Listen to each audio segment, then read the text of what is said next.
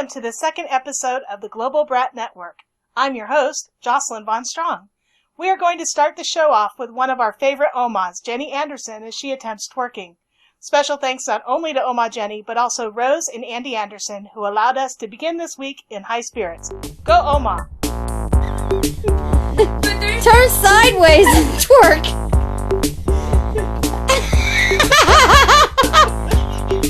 She just needs You're getting Oma to twerk? Oma, you have to shake the butt, not the legs. Maybe you should grab onto something. It's easier that way because your butt's normally on someone's groin. That's the purpose of twerking. She looks like she's having an epileptic fit. Oh my god. Grab a pencil. That's hard work. That's hard work, twerking? Oh my lord, that's Maybe we should go do some pole dancing. Next time we need to go to a club. I'm exhausted. You guys are here. You're exhausted from twerking? Oh my god, I can't breathe. She has twerking exhaustion. Yeah. She has what? Twerking exhaustion. She done twerking. She's done twerking out. Oh my god, I'm 7. Okay, she had to have had a G-string. In honor of the Canadian Armed Forces and our Canadian Brat brothers and sisters, the Canadian National Anthem.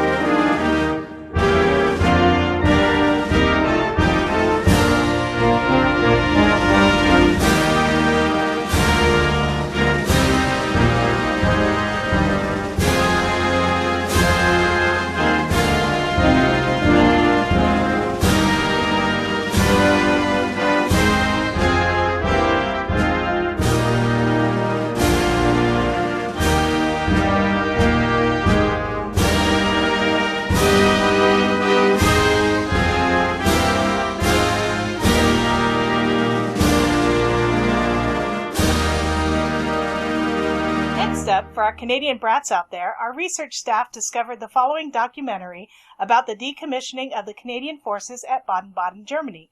I think all brats can relate to this segment as there are a variety of common threads.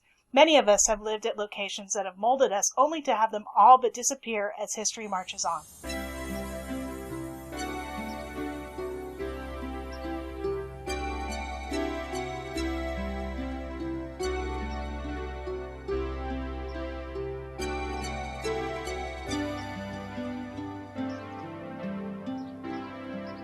It was Canada's longest war ever, and this was the battleground, a line north-south through Europe, behind which, fingers on the trigger, the greatest forces ever assembled faced each other. While Canadians went about their day-to-day business, 4 generations of their sons and daughters, brothers and sisters, mothers and fathers, fought a desperate war in this land.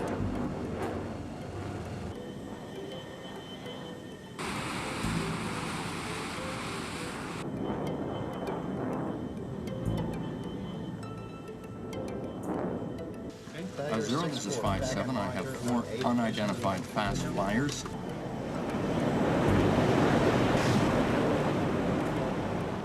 It took 40 vigilant, battle-ready years to win this war, and not a shot in all that time was fired in anger.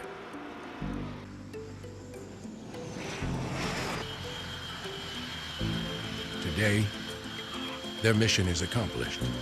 Peace is preserved. The Cold Warriors are coming home.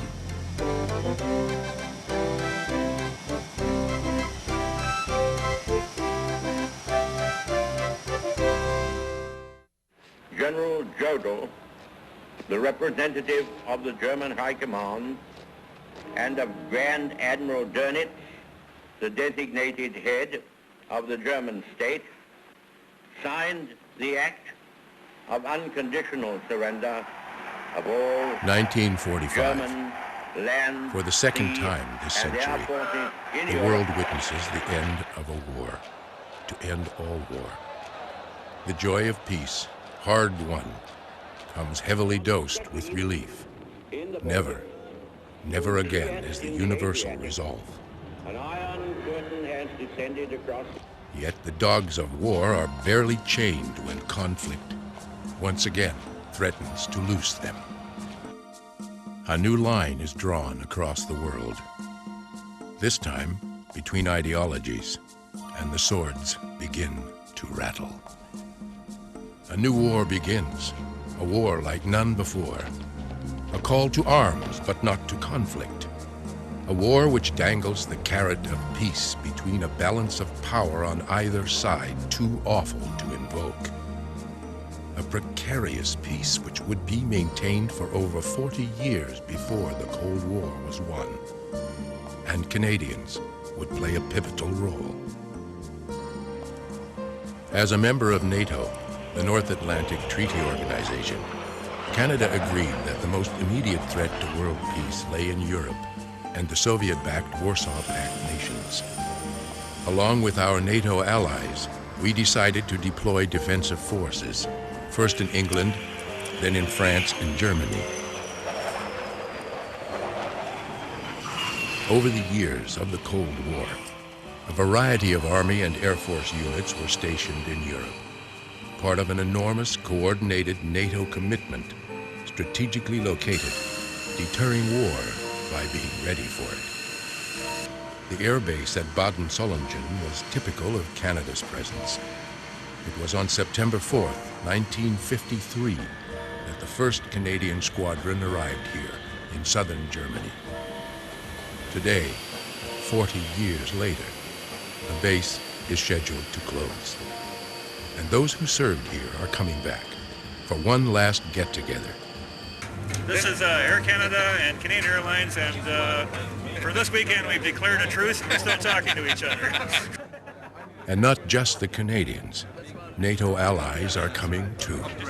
Those with whom they trained and flew and shared the combat-ready price of peace. For us, this reunion at Baden becomes a microcosm of Canada's presence in Europe. A chance to meet some who served and share their memories. Sad occasion. Certainly there's going to be some revelry this weekend as people celebrate the remembrances of days gone by and renew acquaintances with people they haven't seen for a lot of years. But I can assure you come Monday when the parade is on, there won't be too many dry eyes in the place. But it's a historic event. It's not a rehearsal. This is the real thing. We have all our NATO friends in here. All the Tiger squadrons from all over Europe have made it. And we have a camaraderie that we are at Tiger Meet this year in Albacete, Spain. And it's when everybody comes from all over Europe, all the Tiger squadrons, you all get together, you have a common association, and they do some great flying. I mean, some fantastic flying. It's still pretty amazing we get paid to do this, though.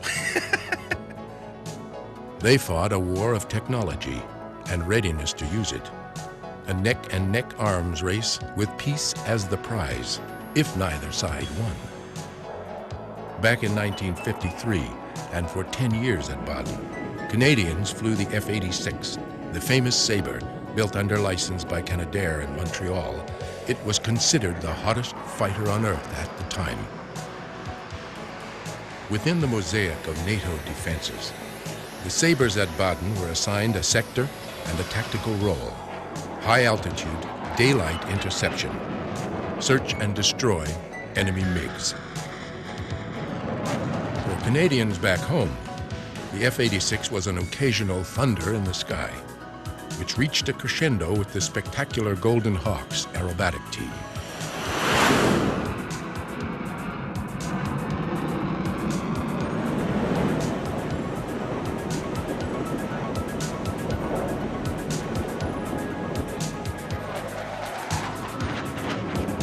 Looking back, the Sabre years were good ones for the men and women serving at Baden.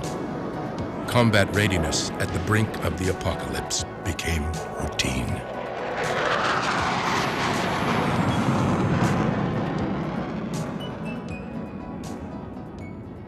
Well, I was here at Baden when the first Sabres arrived. I was at 3 Wing at the time, at Zweibrücken, and we came down for the fly-in. That was in 1953, September of 1953.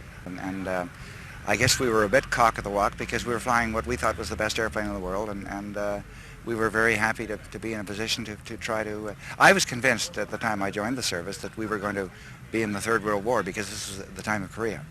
And of course, fortunately, that didn't come to pass, so it worked out well. But people were pretty dedicated because they were thinking very much of the wartime years. Remembering back, I first started flying it when I was 19 years old. And an airplane like the Sabre, which most people said was the Spitfire of the jet age, it was rather exciting to get on it. The Sabre didn't have any missiles on it. It was one of the reasons why we upgraded to the 104 when we did, to the Starfighter. The Sabre only had a gun, and it became outmoded, it became obsolete, or at least obsolescent. But it was a day fighter with a gun, in fact 6 guns. I look at things now, and that's 25 years ago now, and when I look back and think of how things were when we were living in, not me, but my troops were living in tents up until this time of the year, and getting very worried about them because their children were trying to do their homework under canvas with temperatures like this and in the pouring rain. It was a disaster area. However, we sorted it out quite quickly and got them into hotels and guest houses and so forth. But those were the tough parts. With every Cold War crisis, and there were many, the temperature rose. Who would blink? Would the order come? Behind the tension, the endless deadly war games in labs and factories far away, the race for armed supremacy accelerated.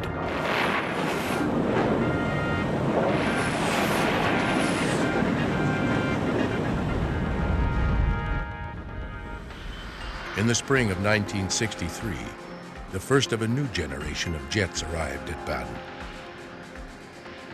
Destined to supersede the Sabres, it could fly at Mach 2+ and was assigned a different tactical role: streak in and strike at low level with nuclear weapons. Enter the Starfighter.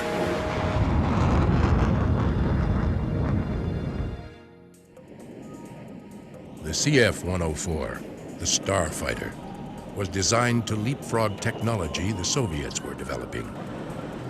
The decision to build and deploy it was taken by the Canadian government in 1959, 4 years before it arrived at Baden.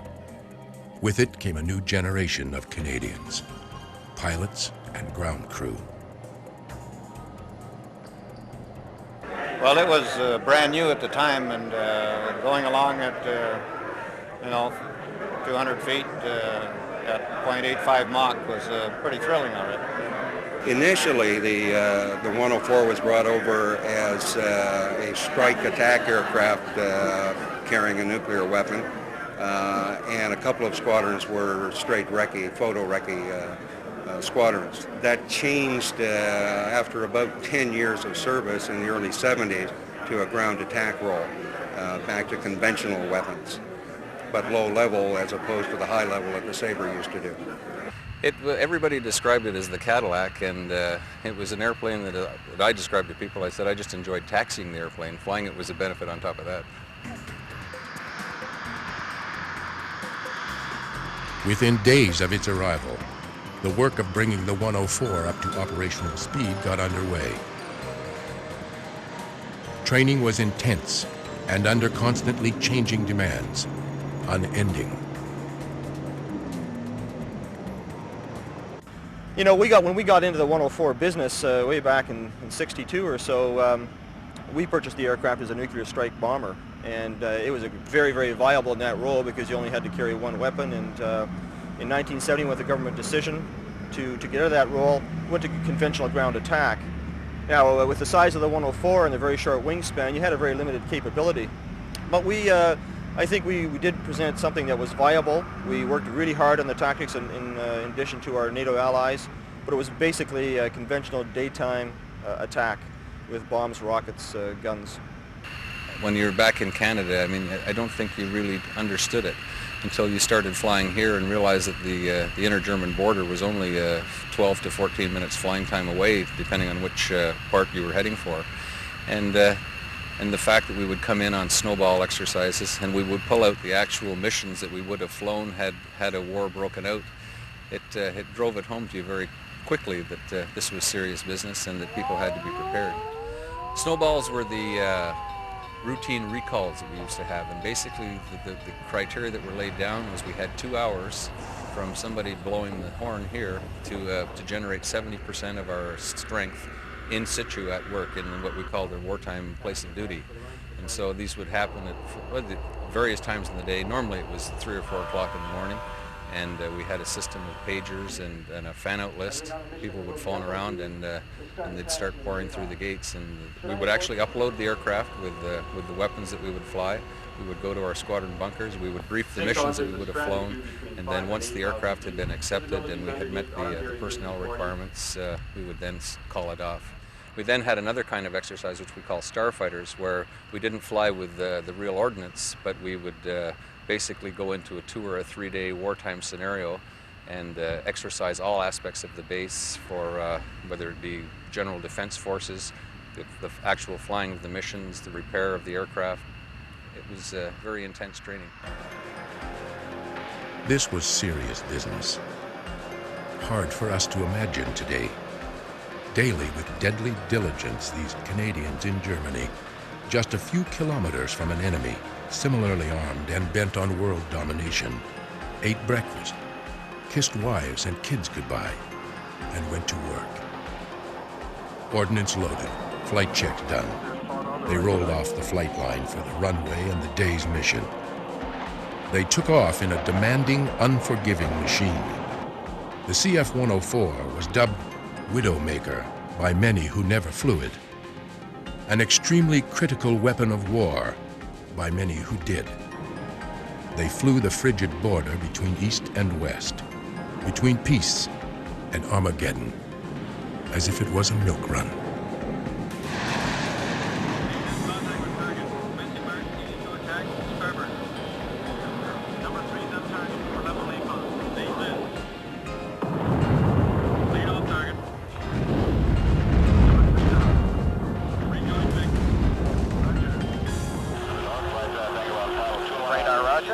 Hostile, north to south, 10 miles.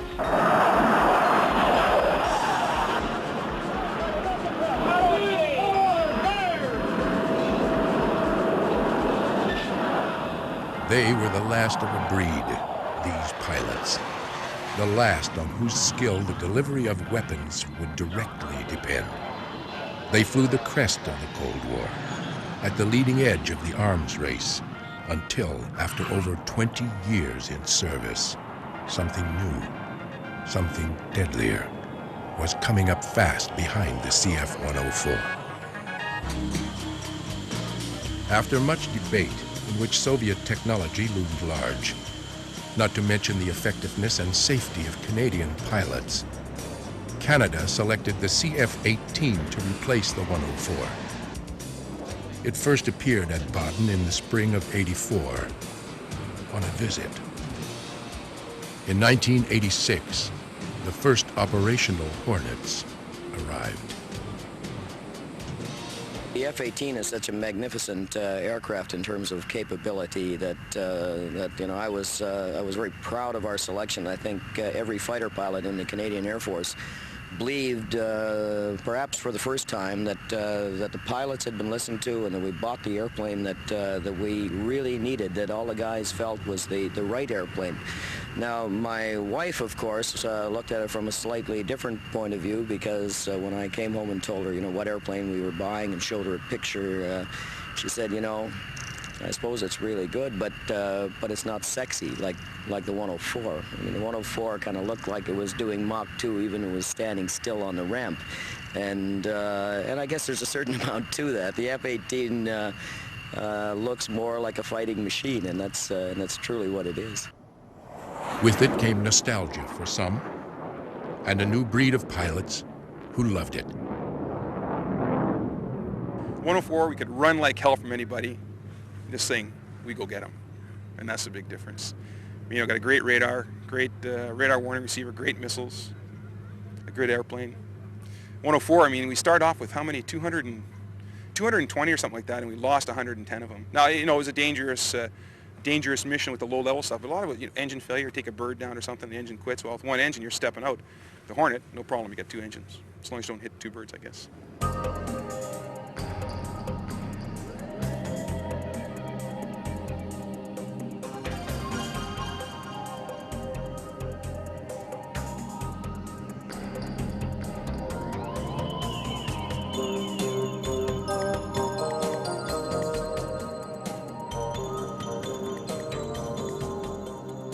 Suddenly, Canadians in Europe were flying a machine laced with near-cybernetic technology. It extended their senses, presenting situations instantly, accurately, reacting on command like no machine they had ever flown before. Such speed, such versatility of tactics and weaponry, such deadly potential could give NATO the edge. As the 1980s drew to a close, the resolve of the Soviets began to falter. Many influences were the cause: economic, intellectual, internal and external. But not least was the unremitting determination of NATO, of 4 generations of Canadians, to keep the peace in a balance of terror too awful to invoke.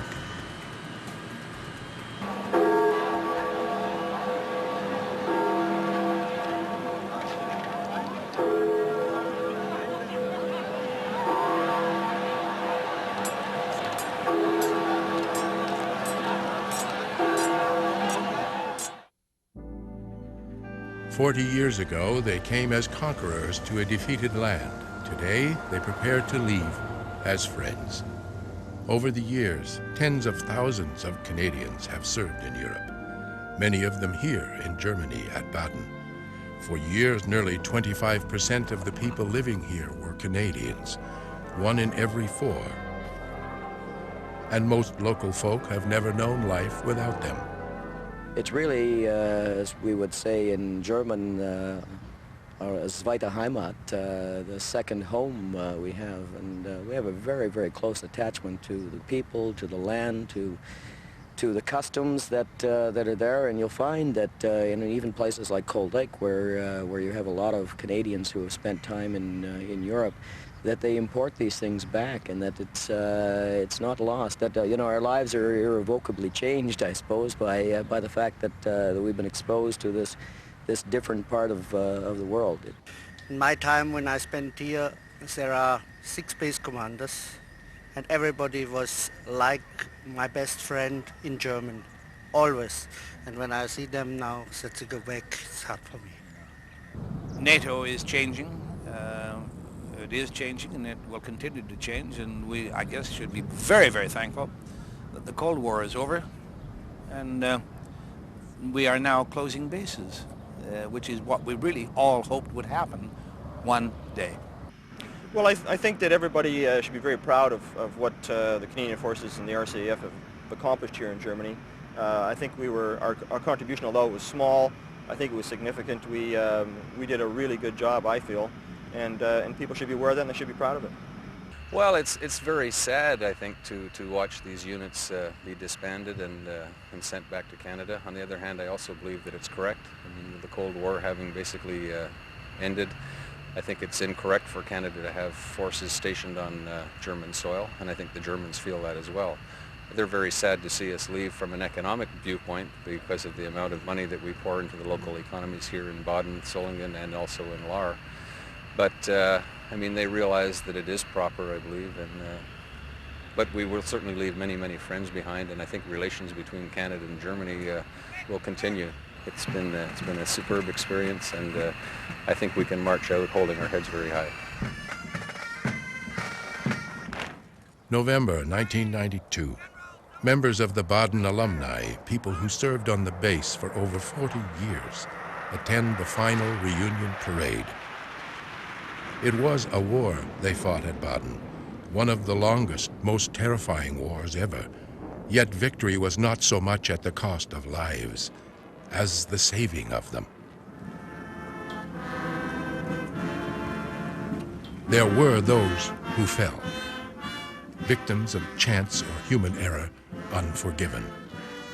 They gave everything for victory, a fragile peace preserved.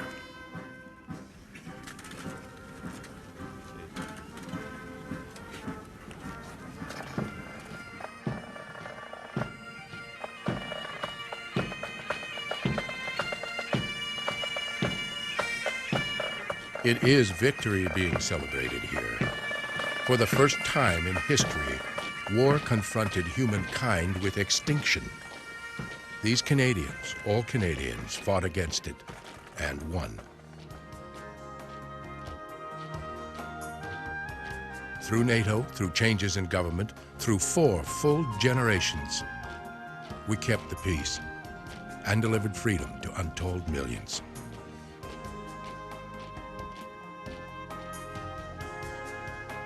Now, the Cold Warriors are coming home.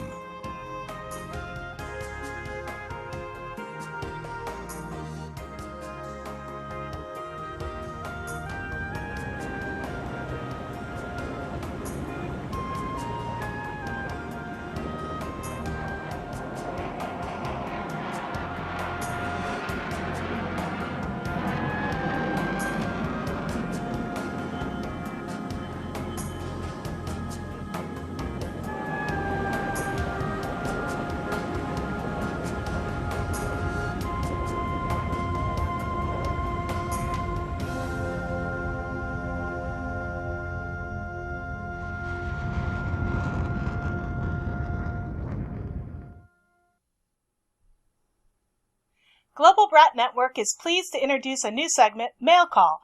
Today's mail call is from Sue, an Army brat from Mannheim, Pennsylvania. She writes, just watched the pilot and loved the historical footage. We were in Heidelberg from 1967 to 70, and my dad worked at USAREUR headquarters during that time. He's living with me. I'm going to show it to him and see if he recognizes anything he can date. I'll let you know what he says. Hope this network flourishes, but I bet it does, because it definitely serves a need. Brats are legion. Thank you, Sue, for your encouraging words. If you'd like to contribute something to Brat Network, please email us at globalbratnetwork@gmail.com. Now for the Community Bulletin Board. According to their website, the Overseas Brats are hosting a series of regional get-togethers. The get-togethers are either an all-day or afternoon event where brats share information about locating friends and classmates, offers a chance to show and tell their special overseas heritage, and discuss opportunities to become involved in this process. These events are held on weekends, usually in a restaurant close to major highways. There's a nominal fee charged to cover meal expenses, room rental, and materials. Go to www.overseasbrats.com for more information. Dallas-Fort Worth Brats. The annual Plano Brat Dinner is coming up. Space is limited. For more information, please email us at globalbratnetwork@gmail.com. Berlin Brats. There's a Brat cruise coming up to Jamaica Monday, July 6, 2015. The full $200 deposit is due next month. Go to the Facebook group Berlin Brats Jamaica 2015 Cruise for more information. If you or your organization have an event coming up, we'd love to feature it on the Community Bulletin Board. Just email us at globalbratnetwork@gmail.com.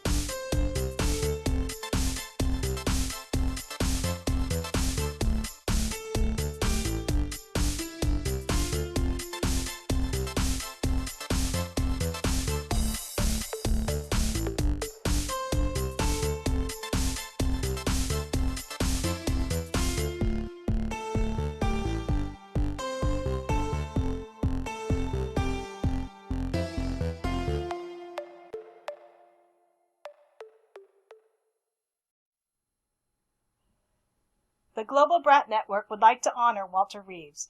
He served in the Navy in World War II and was later a school administrator for over 25 years in the Department of Defense Dependent School System. His daughter, Kim Reeves, put together this lovely tribute to him and their lives around the globe.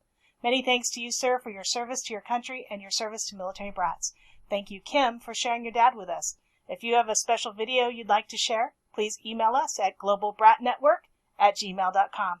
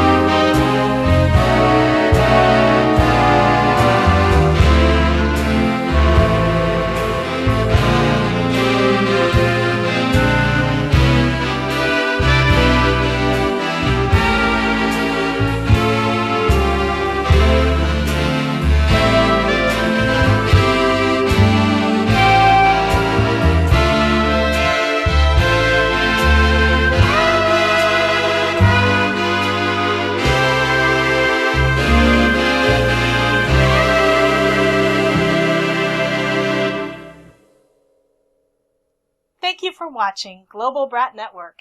Be sure to subscribe and share this channel with others. Our mission is to serve brats all over the world. We are Brats for Brats and would love to have your feedback and contributions. Email us at globalbratnetwork@gmail.com. Until next time, I'm your host, Jocelyn Von Strong.